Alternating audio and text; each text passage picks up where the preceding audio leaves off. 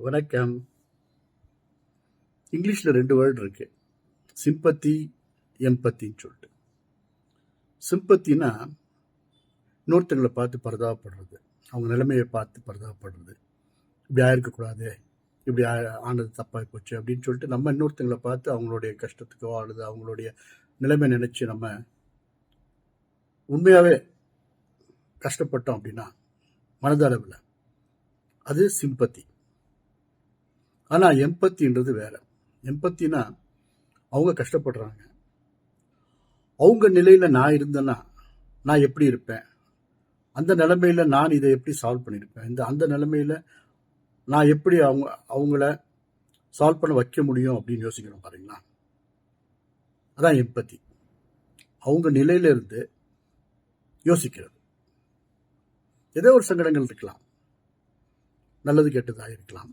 வாழ்க்கையில் எல்லாருக்கும் எல்லாமே நடக்கும். யாருக்குமே எதுவுமே நிரந்தரமும் இல்லை, எதுவும் நடக்காமல் இருக்கிறதும் இல்லை. எல்லாரும் அந்த ஒரு கிரைண்டும்பாங்க இங்கிலீஷில், லைஃப் கிரைண்டும்பாங்க. அந்த கிரைண்டில் போய் தான் ஆகணும், யாரும் அதில் தப்பிச்சிக்க முடியாது.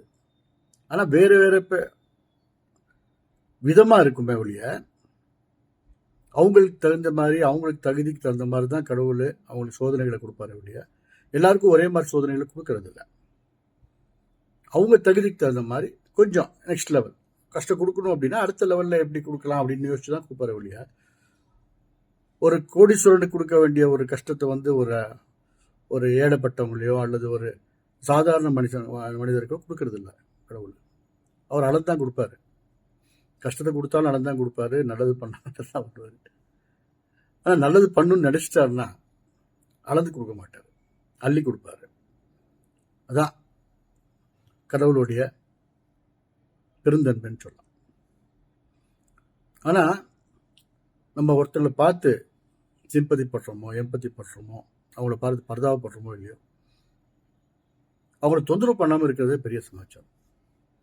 ரொம்ப பேர் சொந்தக்காரங்களாக இருக்கலாம், ஃப்ரெண்ட்ஸாக இருக்கலாம், ஒருத்தர் கஷ்டப்படும் போது அவங்கள பார்த்து பரிதாபப்படுறதை விட அவங்கள பார்த்து ஏளனம் பண்ணுறது, அவங்கள அவமானப்படுத்துறது, இது வந்து இயல்பாயிடுச்சு இன்னைக்கு. ரொம்ப பேருக்கு எல்லாரும் பண்றது இல்லை, அது மாதிரி ரொம்ப பேர் அப்படி பண்றாங்க. சொந்தத்திலையும் பண்றாங்க, ஃப்ரெண்ட்ஷிப்லையும் பண்றாங்க. ஒருத்தர் கஷ்டப்படுறாங்கன்னா அவனுக்கு வந்து நீ உதவினா கூட பரவாயில்ல, தொந்தரவு கொடுக்காத, அவனை பார்த்து ஏளனம் பண்ணாத, அவனை பார்த்து அவமானப்படுத்தாத. அவன் அப்படி ஆனது காரணம் அவன் தான், அப்படி ஆச்சு இப்படி ஆச்சு, அவன் அப்படி பண்ணான் அதனால தான் அப்படி ஆச்சுன்னு நம்ம. ஏன்னா படைச்சவனுக்கு இறைவன், அவனுக்கு தெரியும் எது நல்லது கெட்டதுன்னு. அவனுக்கு எப்போ நல்லது பண்ணணும் எப்போ கெட்டது பண்ணணும் அவனுக்கு தெரியும். இன்னைக்கு உன் நிலைமை நல்லா இருக்கு அப்படின்னா அது ஏதோ ஒரு காரணத்தினால நல்லா இருக்குது. நிலைமை நல்லா இருக்குன்றதுக்காக இன்னொருத்த நிலைமை கெட்டு போச்சுன்றதுக்காக நம்ம அவனை பார்த்து அவமானப்படுத்தணும் அப்படின்னா அது நம்மளுக்கே திரும்பி வரும். கொஞ்சம் ஸ்லோவாக வரும், அவ்வளோதான், லேட்டாக வரும், ஆனால் கண்டிப்பாக வரும். ஏன்னா தமிழில் ஒரு இது இருக்கு, அரசன் நன்றி கொள்வான், இறைவன் நின்று கொள்வான் இருக்கு. அரசன்னா உங்களுக்கு நம்மளுக்கு எல்லாருக்கும் தெரியும், ஒரு கிங் அல்லது ஒரு ரூலர் அந்த காலத்தில் இருக்கும்போது அவன் தப்பு பண்ணிட்டானா, அவன் தப்பு பண்ணிட்டான், அவனை ஃபர்ஸ்ட் தூக்கில் போடுறான்னு சொல்லி அரசன் இமீடியட்டாக அவனுக்கு தண்டனை கொடுக்கறதுக்கு உரிமையும் இருந்துச்சு, பவரும் இருந்துச்சு, கொடுத்தாங்க அந்த காலத்தில். நம்ம அந்த ஒரு ரூலர், அதாவது கிங்ஸ் இருந்த காலத்தில். ஆனால் இறைவன் அப்படி இல்லை. இறைவன் நின்று கொள்வான் அப்படின்றான். இறைவன் நின்று கொள்வான் அப்படின்னா அவன் சோதிப்பான், சோதிச்சுக்கிட்டே இருப்பான், எக்ஸ்கியூசஸ் கொடுத்துக்கிட்டே இருப்பான். நம்ம பிள்ளைங்க கூட நம்ம ஏதாவது தப்பு பண்ணால் நம்ம இமீடியட்டாக அடிக்கிறது இல்லை. ஃபர்ஸ்ட் நம்ம பண்ணாதடா தப்பு பண்ணாத, நம்ம திரும்பி திரும்பி ஒரு அளவுக்கு சொல்லிக்கிட்டே இருப்போம். ஒரு பர்டிகுலர் ஸ்டேஜில் என்ன ஆகும்னா நம்மளுக்கு ரொம்ப கோவம் வந்துடும், அப்புறம் பலர்ந்து 2 அடி அடிப்போம். ஏன்னா அப்படி பண்ணுற, சொல்லியும் அடிக்கிறியான்றது. அது அப்படிதான் கடவுளும் எடுத்த உடனே நம்மளுக்கு தண்டனை கொடுக்க மாட்டான். அவன் சோதிப்பான், எக்ஸ்கியூஸ் கொடுப்பான், மன்னிப்பான், சரி போ போ போ போ போன்ட்டு. ஆனால் அவன் கோவம்னு வந்துருச்சு அப்படின்னா தட் இஸ் தி எண்ட். அதுக்கப்புறம் டெட் எண்டில் தான் நிற்போம் நம்ம. அதுக்கப்புறம் கடவுளுடைய அனுகிரகமும் இருக்காது, யாருடைய அனுகிரகமும் இருக்காது. அதனால ஒருத்தங்க பார்த்து பரிதாபப்படுறோமோ பரிதாபப்படலையோ அது இம்பார்ட்டன்ட் இல்லை. நம்ம வாழ்க்கையை நம்ம எப்படி முன்னுக்கு கொண்டு போகலாம், ஏன்னா நம்மளை நம்பி ஒரு ஃபேமிலி இருக்குது அப்படின்னா நம்ம ஃபேமிலிக்கு நம்ம ஆன்சரபிள் ஃபஸ்ட்டு.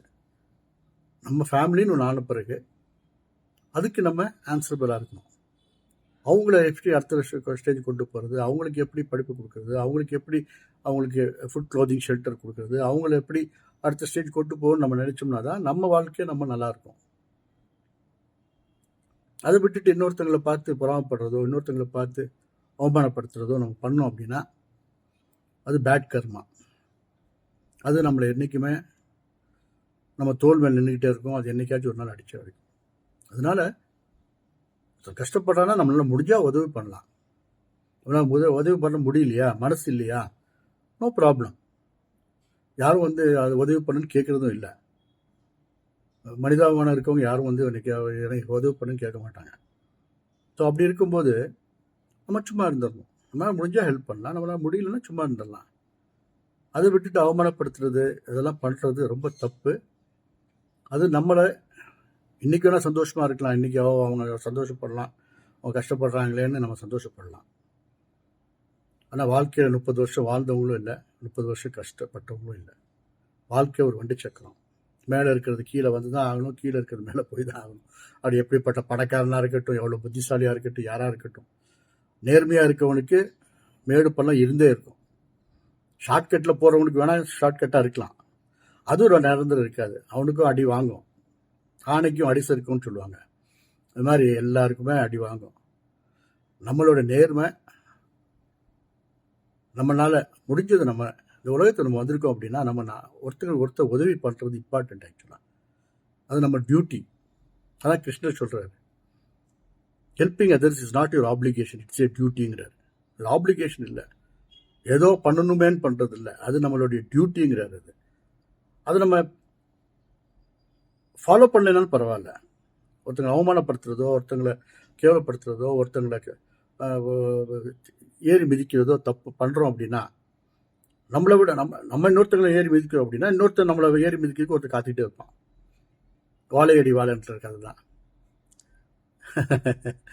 அதனால சிம்பத்தி அண்ட் எம்பத்தி அதை பற்றி பேசணும்னு நினச்சேன் இன்னைக்கு. ஆனால் ரொம்ப பேர் அப்படி தான் பண்ணுறாங்க. இப்போல்லாம் கஷ்டத்தில் உதவலைனா கூட கஷ்டத்தை இன்னும் அவனை கஷ்டப்படணும்னு தான் நினைக்கிறாங்களே ஒழிய அவன் கை தூக்கி விடுறதில்ல. ரொம்ப பேர் அப்படி பண்ணுறாங்க. சில பேர் நல்லவங்களும் இருக்கிறாங்க இந்த உலகத்தில். அது ரொம்ப பேர் நல்ல இருக்கிறனால தான் இப்போது நம்மளுக்கு நல்ல மழை வருது. சில டைமில் வந்தாலும் மழை சகத்தா ஃப்ளட்ஸ் மாதிரி அடிச்சுட்டு போகுது. அது காரணம் இன்னும் நல்லவங்க இருக்காங்கன்னு அர்த்தம். இன்னும் கலியுகம் அந்த அளவுக்கு இன்னும் மோசமாக ஆகலைன்னு அர்த்தம். ஆனால் நம்மளோட பங்கு என்ன இருக்குது அப்படின்னு யோசிச்சு நம்ம அடுத்தவங்க நல்லது பண்ணணும். நல்லது பண்ணால் நம்மளுக்கு நல்லது நடக்கும். அந்த ஒரு இன்டென்ஷன் இருந்தாலே கடவுள் நம்மளுக்கு நல்லதே பண்ணுவோம். நம்ம யாருக்கும் கெடுதல் பண்ண வேணாம். நம்ம நல்லது பண்ணும்போது நம்மளுக்கு நல்லது நடக்கும் அப்படின்னு நம்ம நினச்சிட்டோம்னாலே நம்ம வாழ்க்கையில் வெற்றி பெறுறது ஈஸி அப்படின்னு சொல்லி என்னுடைய இந்த எம்பத்தி வர்சஸ் சிம்பத்தி இன் தமிழ் இன்னைக்கு சொல்லணும்னு நினச்சேன். அதை கேட்டு எல்லாருக்கும் என்னோட நன்றி, வணக்கம். என் பேர் ராஜா சொக்கலிங்கம். நான் ஒரு author, entrepreneur and entrepreneur coach. நன்றி, வணக்கம்.